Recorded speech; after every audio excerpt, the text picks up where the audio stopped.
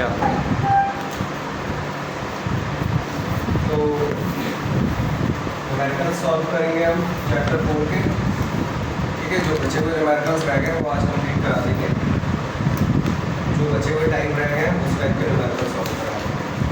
ठीक है, बाकी तुम लोगों को कोई क्वेश्चन पूछना हो अगर तो तुम लोग भी पूछ सकते हो। अब देखो एक अच्छा न्यूमेरिकल है 38 है नंबर पे 48। बुक कौन सी है ये? कुमार मित्तल राइटर की बुक है फिजिक्स फर्स्ट।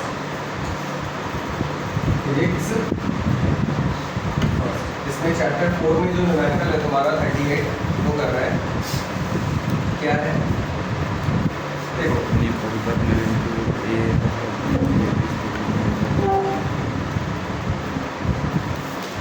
एक संधारित्र यहाँ जुड़ा है, फिर एक यहाँ जुड़ा है, फिर एक यहाँ जुड़ा है। ठीक है, इस तरीके से जुड़े हुए हैं। ये पॉइंट लिया है, ये पॉइंट लिया है, ये पॉइंट लिया है और एक पॉइंट इसके आगे लिया है। यहाँ ए से स्टार्ट करके बी तक जोड़ा गया है। और किस तरह से जोड़ा है? इसको जोड़ दिया इससे और इसको जोड़ दिया। ठीक है, इनकी धारिताएं कितनी दी है? इसकी है 3 माइक्रोफैरड, इसकी है 4 माइक्रोफैरड और इसकी है 5 माइक्रोफैरड। C1, C2 और C3 मान लिया हमने। ठीक है, C1, C2 और C3 मान लिया। तो अब इनकी परिणामी धारिता हमें ज्ञात करनी है। क्या ज्ञात करनी है? परिणामी या तुल्य धारिता या परिणामी धारिता, बात एक ही होती है। परिणामी धारिता हमें ज्ञात करनी है। तो इस क्वेश्चन को कैसे करेंगे कोई बताएगा? परिणामी धारिता ज्ञात करनी है, हमें क्या चेक करना पड़ता है? कौन श्रेणी क्रम में, कौन समांतर क्रम में। तुम लोगों को पता लग रहा है कौन श्रेणी क्रम में, समांतर क्रम में? कौन? हाँ, पता लग रहा है? बताओ।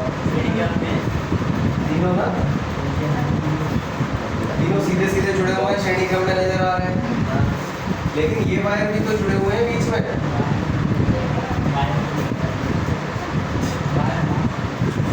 ठीक है, तो ऐसे में कैसे पता करेंगे कि कौन श्रेणी क्रम में, कौन समांतर क्रम में?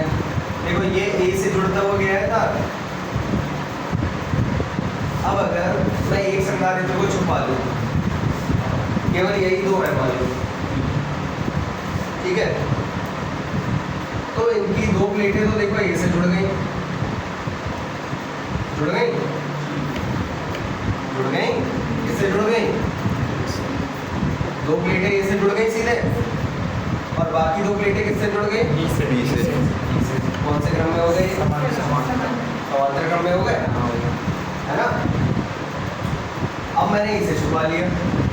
अब देखो इधर, इसकी दो प्लेटें, इन दोनों की दो प्लेटें तो बी से जुड़ गई। ये बी की तरफ जा रहा है था, ये है नहीं है, इसे मान लिया कि ये है नहीं। और बाकी देखो दो प्लेटें तो जुड़ गई बी से और जो बची हुई प्लेटें हैं वो किधर जुड़ गई हैं? ए से, है ना। क्योंकि अभी ये संधारित्र है ही नहीं, तो सीधे ये किससे जुड़ गई? बी से। ये दोनों कौन से क्रम में हो गए? भाई दोनों समांतर समझ में नहीं आया ना? समझ में चलाए थे तो चलो इसका नहीं देखो, जब ऐसे उल्टे सीधे तार जुड़े हुए हो ना तो छुपा के कर लेते हैं। छुपा के क्या करते हैं? छुपा के देखो इसे, वैसे भी दिख रहा है। देखो ये अगर तुम इसे छुपा लो, छुपा लिया मतलब ये है ही नहीं। ठीक है, छुपाने का मतलब क्या है? ही नहीं, गायब हो गया। तो अब यहाँ से दिख रहा है ए से जुड़ी हुई है दोनों और बाकी दोनों किससे जुड़ी हुई है? बी से। समांतर हो गए। यही तो होता है समांतर का रूप। अब ये फिर से आ गया, पहले नहीं था, अब फिर से रखना पड़ेगा क्योंकि रियल में तो था ही। तो C1 कितना था?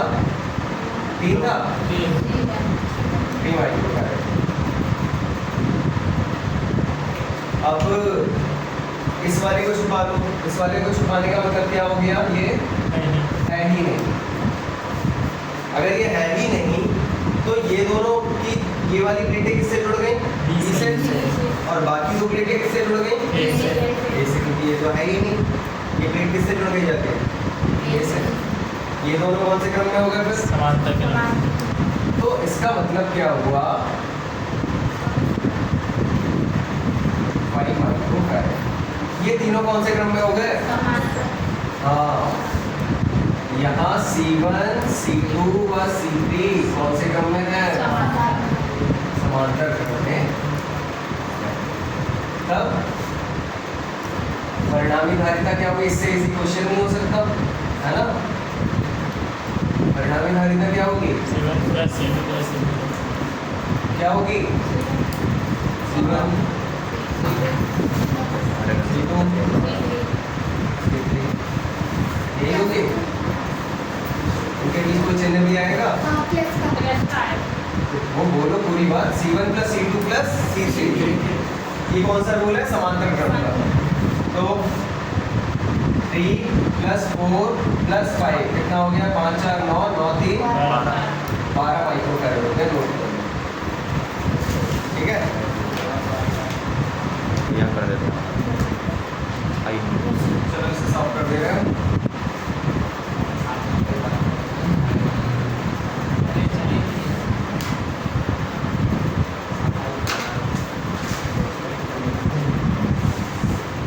नेक्स्ट क्वेश्चन देखो,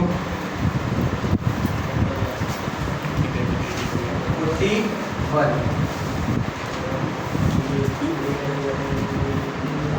देखो डायग्राम बना रहा हूँ मैं यहाँ।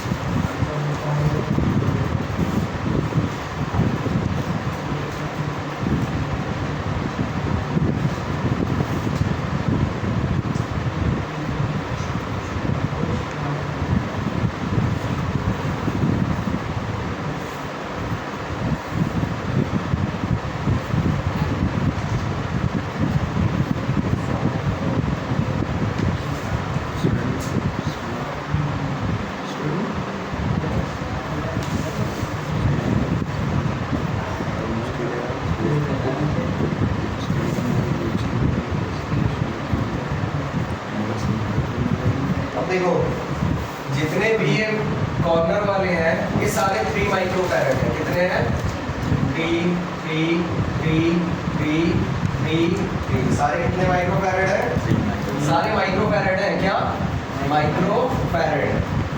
और बीच वाले जो है वो 2 माइक्रोफैराड है, 2, और ये भी कितना, 2। अब इसकी तुल्य धारिता बतानी है, ए और बी के बीच पहले तो बतानी है तुल्य धारिता, ठीक है। सबसे पहला काम हमारा यह है कि इसकी तुल्य धारिता बताएं। तो तुल्य धारिता कैसे निकालेंगे, बताओ, किसी को कुछ समझ में आ रहा है डायग्राम को देख के कि तुल्य धारिता कैसे निकाली जाए, श्रेणी क्रम समांतर क्रम वाले रूल लगाने हैं हमें, है ना। तो ऐसे क्वेश्चन को पहले सबसे पहली बात यह है कि जब ऐसा क्वेश्चन मिले तो इसे स्टार्ट कहाँ से करें। बहुत सारे डिब्बे टाइप बने हुए हैं, है ना, डिब्बे टाइप बने हुए हैं। जब भी ऐसा क्वेश्चन मिले तो शुरुआत करो जहाँ डिब्बे खत्म होते हैं, जहाँ डिब्बे खत्म होते हैं। यहाँ से करेंगे, बीच से, कहाँ से, यहाँ से करो शुरू।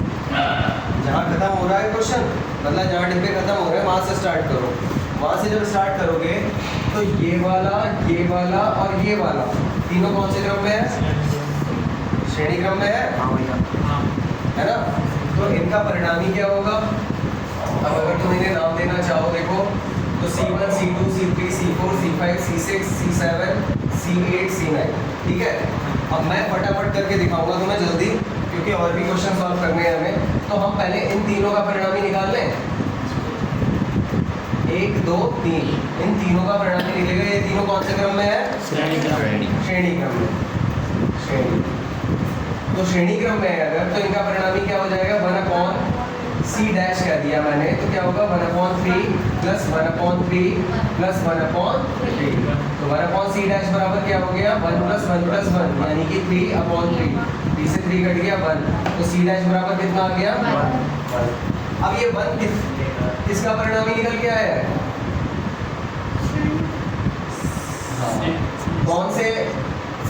कौन सी धारिताओं का परिणामी निकल के आया है, इन तीनों का, है ना।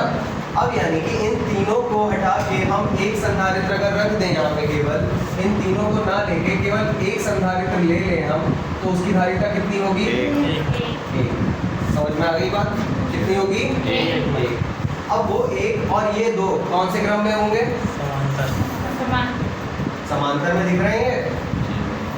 1 और 2 कौन से क्रम में है, समांतर। तो इनका परिणामी निकालें, c डबल डैश बराबर क्या हो जाएगा 2 प्लस 1 यानी कि 3 माइक्रोफैरड। ठीक है, 3 माइक्रोफैरड हुआ। अब इसके आगे यहाँ से सॉल्व करूँगा, ये दीवार के पार। ठीक है, हाँ, तो यानी कि ये 2 और ये सब मिलके टोटल कितना हो गया, फिर से 3 माइक्रोफैरड। यानी कि ये पूरे जितने भी संधारित्र हैं उन सबको हटा के एक संधारित्र अगर हम रखते हैं तो वो कितने का होगा, 3 माइक्रोफैरड का, है ना। अब देखो फिर से 3 3 3 कौन से क्रम में आ गया, श्रेणी क्रम में। 3 3 3 कौन से क्रम में है, श्रेणी में। तो इनका परिणामी निकाल लें, c ट्रिपल डैश बराबर 1/3 प्लस 1/3 प्लस 1/3 यानी कि 3/3। तो कितना आया 1। तो c ट्रिपल डैश जो आ गया हमारा, वो कितना आ गया 1। अब इन तीनों को मिला के जो बना एक संधारित्र, उसका कितना आया 1 आ गया। तो यानी कि अगर इन तीनों को हटा दें और एक अकेला लगा दे तो उसकी कितनी होगी, 1 होगी धारिता। क्योंकि इसको इसको इसको तीनों की धारिता जब हमने परिणामी निकाली तो कितनी आई 1। यानी कि तीनों की जगह एक संधारित्र रखें तो उसकी धारिता कितनी होगी 1। 1 और 2 कौन से क्रम में हो गए,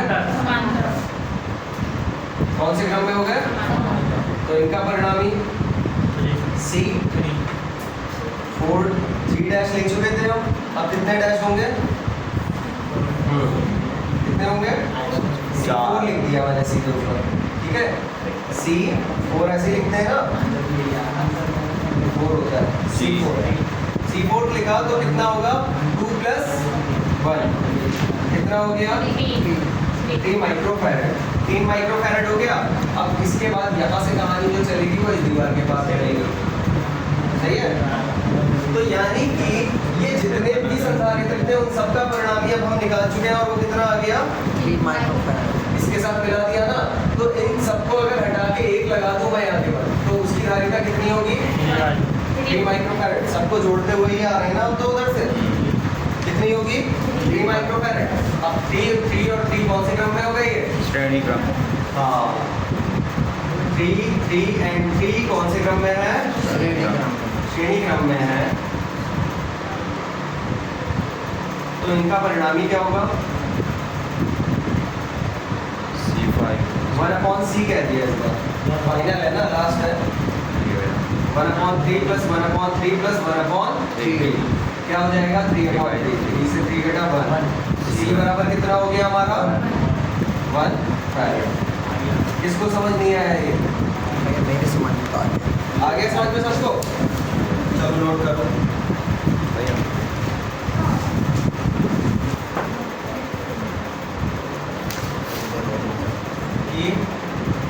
ये A बिंदु है और ये B बिंदु है। A व B के बीच में विभवांतर दिया है, विभवांतर कितना दिया है 100 वोल्ट। तो A के निकटतम, A का है ना, A के निकटतम संधारित्र पर कितना आवेश होगा, यही पूछा है।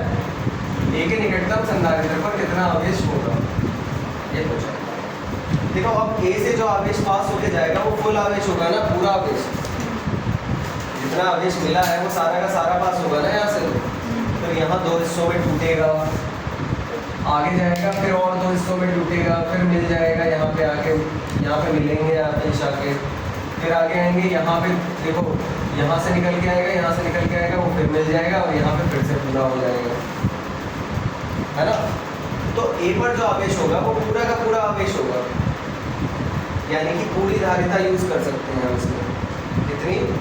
पूरी धारिता, केवल एक ही धारिता नहीं होगी। धारिता कितनी है पूरे सर्किट की? ठीक है, परिणामी धारिता जो है ये तो V हो गया, ये C हो गया। C कितना आया था? 1 माइक्रो फैरड, यानी कि 1 × 10⁻⁻6 फैरड, है ना। तब एक निकटतम संधारित्र पर आवेश जो बराबर क्या हो जाएगा? C × V। तो C कितना है हमारा? 1 × 10⁻⁻6 10⁻⁻6 और V कितना है? 100, यानी कि कितना बचा? 10⁻⁻4। सही है। तो इसे लिख सकते हैं हम 1 × 10⁻⁻4 कूलॉम।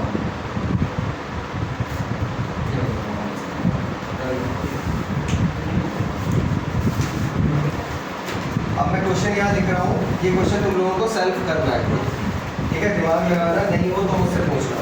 क्वेश्चन नंबर 40 है ये।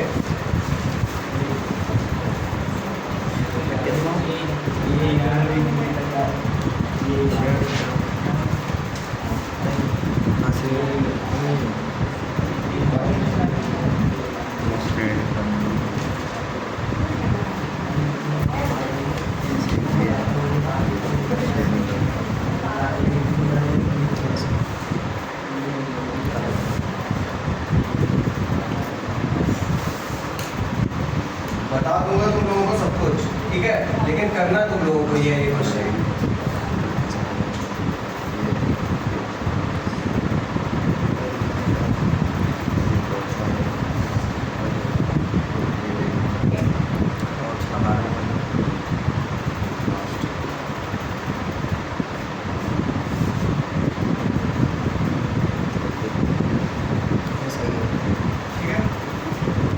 ये 1 माइक्रो फैरड है, ये 6 माइक्रो फैरड है, ये 12 माइक्रो फैरड है, सब माइक्रो फैरड है ये, सही है। ये 4 माइक्रो फैरड है, ये 8 माइक्रो फैरड है, ये 2 माइक्रो फैरड है और ये भी 2 माइक्रो फैरड है। इन सारे संधारित्रों की तुल्य धारिता निकालनी है। क्या निकालनी है? तुल्य धारिता। तुल्य धारिता, तुल्य धारिता और परिणामी धारिता एक ही बात होती है, वो निकालनी है। किन दो बिंदुओं के बीच? दो बिंदु दिए हैं, A और B।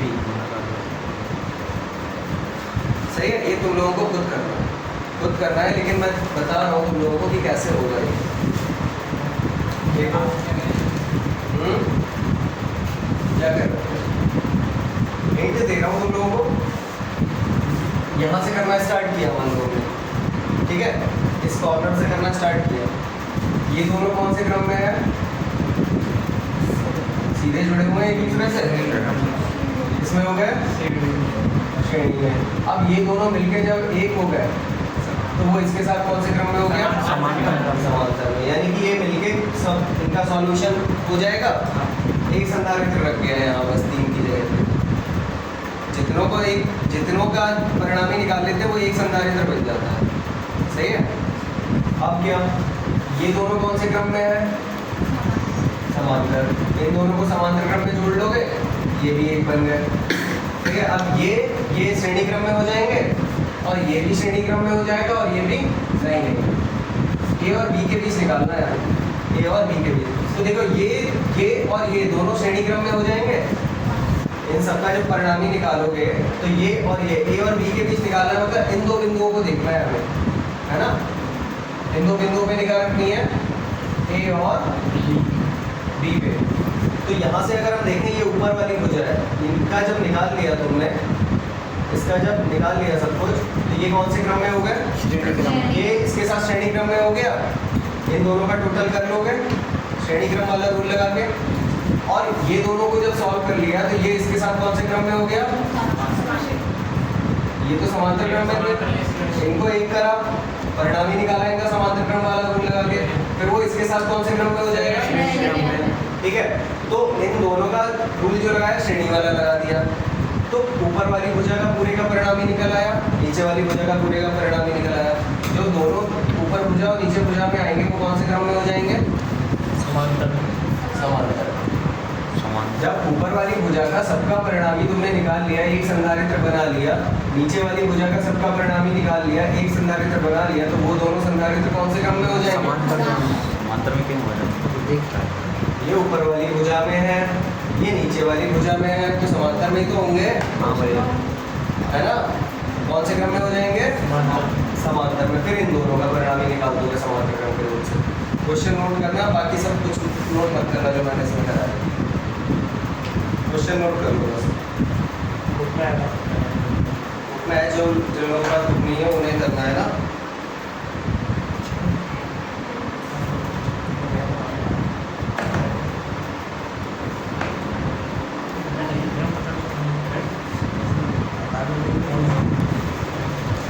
देखो एक क्वेश्चन और देखो, ये 33 है, पूछा है ये। वो अभी खुद करना है, करना अपना घर पे आराम से। कैसे करेंगे? तो इसलिए तो नोट करवाया क्वेश्चन, इसलिए नोट करवाया, ये खुद करके देखो कौन श्रेणी क्रम में समांतर क्रम में, अपना दिमाग लगाओगे तभी तो आएगा। यहाँ हम सॉल्व कर रहे हैं, ये 35 है इसमें। देखो अच्छा एक बार देख लो इस क्वेश्चन को।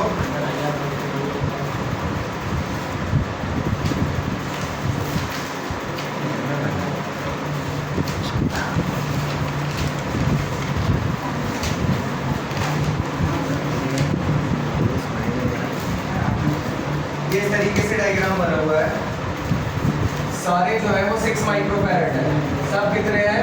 6 माइक्रोफैरड। और ए और बी बिंदु हैं, और इनके बीच जो विभवांतर दिया है वो दिया है 100 वोल्ट। कितना दिया है? 100 वोल्ट। विभवांतर कितना दिया है? 100 वोल्ट। तो पहले तो पूछिए परिणामी धारिता। अब परिणामी धारिता जब निकालोगे तो यहाँ से शुरू करोगे ना, ऊपर से सॉल्व करना है इसे। 6 6 6 कौन से क्रम में? श्रेणी क्रम। मैंने माना ये C1 है, ये C2 है, ये C3 है, और ये क्या है? C4। तो C1 C2 एंड C3 कौन से क्रम में है? श्रेणी। श्रेणी में है। ठीक है, तो इनका परिणामी जो होगा 1/c डैश कह दिया हमने, क्या होगा? 1/6 प्लस 1/6 प्लस 1/6। 1/c डैश बराबर क्या हो गया? 3/6। 3 दूनी 6। तो c डैश कितना आ गया? 2 माइक्रोग्राम। अब c डैश 2 आ गया, मतलब इन तीनों का परिणामी कितना आ गया? 2। अब इन तीनों की जगह अगर मैं एक संधारित्र रख दूं केवल, तो उसकी धारिता कितनी होगी? 2 माइक्रोफैरड। कहने का मतलब ये होता है, परिणामी का मतलब इन तीनों की जगह अब एक आ जाएगा और उसकी धारिता कितनी होगी? 2 माइक्रोफैरड। अब ये 2 माइक्रोफैरड वाला जो है संधारित्र, ये 6 के साथ कैसे क्रम में है? समांतर। हाँ, तो c डैश जो है माइक्रोफैरड, c डैश C4 के साथ कैसे क्रम में है? समांतर। समांतर क्रम में। ठीक है, तो परिणामी क्या होगा इसका? C कह दिया हमने, तो C क्या होगा? C dash plus C4। C dash कितना है? 2, और ये 6 कितना हो गया? 8। ठीक है, ये तो हो गई परिणामी धारिता। अब पूछा, ये बिंदु को बोला है C, ये बिंदु को बोला है D, सही है डायग्राम में। और सेकंड क्वेश्चन जो है इसमें वो है C व D के बीच विभवांतर। क्या पूछा है? विभवांतर। C व D के बीच विभवांतर। तो C और D के बीच विभवांतर, सी और डी के बीच विभवांतर कितना होगा? देखो समांतर क्रम में विभवांतर सेम रहता है, जितनी भुजाएं समांतर क्रम में जुड़ी रहेंगी सब पे क्या रहता है? सेम। ये उसका भाग है। बस 1 मिनट देखो इस भुजा पे कितना विभवांतर होगा? 100 वोल्ट है, इस भुजा पे 100 वोल्ट होगा। और इससे जुड़ी हुई जो ऊपर वाली भुजा है, ऊपर वाली भुजा क्या है? अब मैं ये मिटा दे रहा हूँ जो मैंने ऐड किया था इसमें खुद, ठीक है, ताकि तुम लोगों को क्लियर दिख सके। अब ये एक भुजा हो गई, इस पे भी कितना होगा? 100 वोल्ट, क्योंकि ये 100 वोल्ट है इन दो के बीच, तो इस पे भी 100 वोल्ट होगा। अब इस और इस बिंदु से जुड़ी हुई जो भुजा है, यानी कि यहाँ से तुम देखोगे यहाँ दो हिस्सों से जुड़ी हुई है, और ये भुजा कहाँ से होके गई है? ये पूरी यहाँ से होके यहाँ तक आई है ना ये भुजा। हाँ भैया। यहाँ से जो जुड़ी है इस पॉइंट से और इस पॉइंट से, तो जुड़ के यहाँ से लेकर यहाँ तक आई है। ये पूरी भुजा इसके समांतर में होता है, जितनी ऊपर जुड़ी हुई है पूरी भुजा किस क्रम में है? समांतर। तो इन तीनों पे मिला के भी जितने भी समांतर क्रम में होते हैं 100 वोल्ट, मतलब उन पे विभवांतर सेम रहता है। क्या रहता है? विभवांतर सेम रहता है। अगर मैं इसके अभी देखो यहाँ से एक भुजा और जोड़ दूँ, टेढ़ी मेढ़ी करके कैसे भी करके जोड़ दूँ, तो ये भी इसके समांतर क्रम में कहलाएगी पूरी। इस भुजा के ये पूरी भुजा किस क्रम में कहलाएगी? समांतर क्रम में। तो उस हिसाब से अगर तुम देखो तो ये भी पूरी भुजा, ये पूरी भुजा इस भुजा के कैसे क्रम में है? समांतर क्रम में। यानी कि इस पे 100 वोल्ट है, तो इस दूरी पे कितना होगा? 100 वोल्ट। लेकिन पूछा किसके बीच है? केवल सी और डी के बीच। तो 3 है, 6 तीनों बराबर है ना? हाँ भैया। तो तीनों पर मिलाकर 100 वोल्ट है, हमें तो केवल एक पे चाहिए, है ना? तो क्या करेंगे? सी बाई डी के बीच विभवांतर, ये तो सिंपल है, विभवांतर पूरी भुजा पे कितना है? 100, लेकिन हमें केवल एक हिस्से का चाहिए। 3 संधारित्र जुड़े हुए हैं, 3 धारिता है और तीनों बराबर है, तो क्या करेंगे? 100 को 3 से भाग देंगे, एक बराबर संधारित्र है इसकी, ठीक है? सब पे बराबर बराबर बढ़ गया होगा ना ये विभवांतर, श्रेणी क्रम में बराबर बराबर बढ़ गया होगा तीनों पे, तो इसमें भी 100/3 होगा, इसमें भी 100/3 होगा, और इसमें भी कितना होगा? 100/3। भैया अगर समान नहीं होते तो 6 की जगह 4 हो जाता। हाँ, तो अलग हो जाता। तो फिर हम कैसे निकालते हैं? तो हमें जब v चाहिए होता तो हम देखते हैं इस पे आवेश कितना है, क्योंकि तुमने पढ़ा है अभी Q इक्वल टू क्या होता है? CV। तो हमें इस पे चाहिए होता आवेश कितना है, ठीक है? इस पे कितना आवेश आया, उस आवेश को इसकी धारिता यानी कि 6 की जगह 5 होती है, अगर तो 5 से भाग कर देते v का मान निकालता। सही है? कर लो।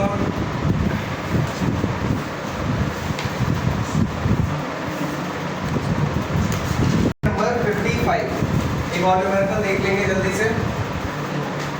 2 संधारित्र क्रमशः 2 और 3 माइक्रोफैरेड के हैं, इन्हें श्रेणी क्रम में जोड़ा गया है, ठीक है? कितने कितने के हैं? 2 माइक्रोफैरेड का है और दूसरा कितने का है? 3 माइक्रोफैरेड, ठीक है? इन्हें कौन से क्रम में जोड़ा गया है? श्रेणी क्रम में, ठीक है? पहले संधारित्र की बाहरी प्लेट पर, पहले संधारित्र की बाहरी प्लेट 1000 वोल्ट पर है। पहले संधारित्र की बाहरी प्लेट जो है वो कितने पे है? 1000 वोल्ट पर। और दूसरे संधारित्र की जो बाहरी प्लेट है, दूसरी प्लेट है, उसे पृथ्वी से जोड़ दिया गया है। इसका मतलब अगर मैं इस बिंदु को A मानूं और इस बिंदु को मानूं B, तो इस पे तो विभव होगा 1000 वोल्ट। कितना? बाहरी प्लेट 1000 वोल्ट पे है ना, और B बिंदु जो होगा वो कितने पे होगा? 0 वोल्ट, ठीक है? कितने पे होगा? 0 वोल्ट। तो A और B के बीच विभवांतर कितना हो गया टोटल? कुल विभवांतर कितना हुआ? A व B के बीच, इसे मैंने B कह दिया, क्या होगा? 1000 माइनस 0 घटा देते हैं ना विभवांतर विभव का अंतर, तो कितना हो जाएगा? 1000 वोल्ट। सही है? ये 0 केवल पर विभव जीरो माना जाता है ना, पृथ्वी से जुड़ा है मतलब विभव नहीं है कोई। इलेक्ट्रॉन होते हैं वो खत्म कर देते हैं सब। आवेश तो जीरो हुआ फिर विभव की आवेश जीरो होगा। ए बिटू जरूरी है मानना है पहले देखो क्यों मानना है कभी भी अगर पृथ्वी से जुड़ा हुआ बिंदु बताया जा रहा है तो उसका मतलब होता है कि उस पर विभव जीरो है। सही है, जब तक कि विभव दिया ना जाए। इस बिंदु को विभव दिया गया है, इसे पृथ्वी से जोड़ दिया गया। न्यूट्रल कहते हैं ना, न्यूट्रल लेते हैं पृथ्वी से, जिसका मतलब क्या होता है, न्यूट्रल का मतलब क्या होता है, उदासीन। वहाँ पे कोई विभव नहीं है। सही है, न्यूट्रल तो समझते होगे, सुना होगा। न्यूट्रल मीन्स क्या होता है, उदासीन, वहाँ पे कोई विभव नहीं। तो पृथ्वी से जुड़ा है, इस कारण यहाँ पे हमने विभव 0 वोल्ट दिया और यहाँ पे विभव कितना था, 1000 वोल्ट दिया हुआ है। तो विभवांतर कितना हो गया इन दोनों साइडों के बीच, 1000 माइनस 0 यानी कि 1000 वोल्ट। ठीक है, अब यहाँ पे आवेश पूछा है पहले, तो पहले तो इनकी परिणामी धारिता निकालनी है ना। तो परिणामी धारिता अगर निकालना चाहते हैं तो ये कौन से क्रम में है, फॉर्मूला क्या लगेगा, 1/2 प्लस 1/3 यही लगेगा ना। 3 प्लस 2 बटे में 3 दूनी 6, तो कितना आ गया 1/6 3/2 यानी कि 5/6। सी बराबर कितना हो गया 6/5। 5 से इसे काटोगे तो 1.2 आ जाएगा और ये है 1.2 माइक्रो फैरेड, यानी कि 1.2 गुणा 10 की घात माइनस के 6 फैरेड। ये तो आ गई परिणामी धारिता इनकी। अब पूछा गया कि इस पे आवेश बताओ। तो आवेश के लिए हमारे पास फॉर्मूला है कि आवेश यहाँ पे कितना है। ठीक है, जितना आवेश इस पे होगा उतना ही आवेश गमन करके इसमें पहुंचेगा। श्रेणी क्रम में सेम रहता है ना आवेश, जितना इस संधारित्र पे रहेगा उतना ही इस संधारित्र पे रहेगा, उतना ही इससे पास होगा। तो we have Q equal to क्या, CV। अब C हमारा आ गया 1.2 गुणा 10 की घात माइनस 6 और V कितना है 1000 वोल्ट। तो कितना है 1.2 गुणा 10 की घात माइनस के 3 किलो। क्या आ रहा है, यही आ रहा है। तो Q का मान निकल आया। अब अगला क्वेश्चन क्या है, इन दोनों पर विभवांतर बताओ। अब यहाँ तुम्हें समझना है, ठीक है, क्योंकि इसमें का क्वेश्चन कई बार फंस जाता है। अब यहाँ ये पूछा गया कि इस पर विभवांतर कितना होगा, पहले संधारित्र पर, और दूसरे संधारित्र पर विभवांतर कितना होगा। देखो दोनों का मिला के तो 1000 होगा, ये तो हमें पता है। दोनों का मिला के कितना होगा 1000 में से इस पे कितना गया और इस पे कितना गया ये हमें पता है। तो ठीक है, मैं पहले से देखा था तो खाली प्लेट पे था बस, आगे के लिए नहीं है। 1000 वोल्ट का विभवांतर इन दो बिंदुओं के बीच है। इन दो बिंदुओं के बीच में दो संधारित्र जुड़े हुए हैं, तो इस पे कितना विभवांतर होगा, इस पे कितना विभवांतर होगा, ये हमें फाइंड आउट करना है। ये श्रेणी क्रम में तो विभवांतर बढ़ जाता बढ़ है, जाता है तो भैया एक साथ क्यों दे दिया यहाँ पर। बटा वही तो बताया, एक बराबर थोड़ी ना होता है। इसे V1 बोला, इसे V2 बोला। ये यहाँ पर यहाँ पर माइनस करा नहीं है, 0 को 1000 से। दो बिंदुओं के बीच तो विभवांतर वही है 1000 वोल्ट। अब इन दोनों की जब परिणामी निकाली तो वो मिलके एक हो गए ना, ठीक है। इसीलिए तो परिणामी निकाला है। अभी ये फाइंड करना है कि इन दोनों पे अलग अलग विभवांतर कितना है। ठीक है, तो अलग अलग निकालने के लिए क्या करें, V1 अपॉन V2 करें हम। V1 बराबर क्या होगा, आवेश Q है, Q अपॉन C1। आवेश Q, उस पे भी Q ही जा रहा है, Q अपॉन C2। Q से Q कैंसिल हो गया, V1 अपॉन V2 बराबर क्या हो गया, C2 अपॉन C1। ये ऊपर जाएगा, ये नीचे आ जाएगा। ठीक है, अब C2 कितना है 3 है और C1 कितना है 2। लाइट V1 बराबर मान लिया हमने 3x, V2 बराबर क्या मान लिया 2x। V1 प्लस V2 कितना होगा 1000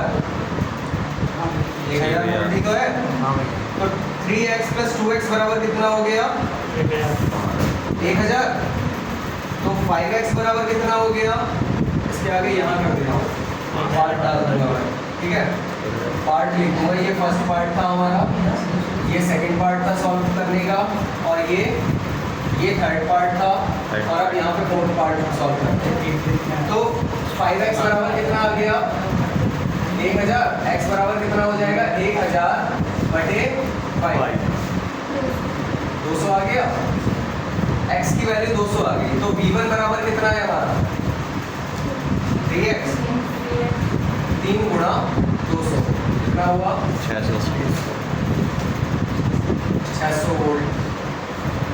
तो V2 कितना होगा, ऑब्वियसली 1000 में से 600 हटा दो तो भी 400 आएगा, और 2 गुणा 200 करो तो भी 400 आएगा। तो V2 कितना होगा 400 वोल्ट। समझ में आ गया?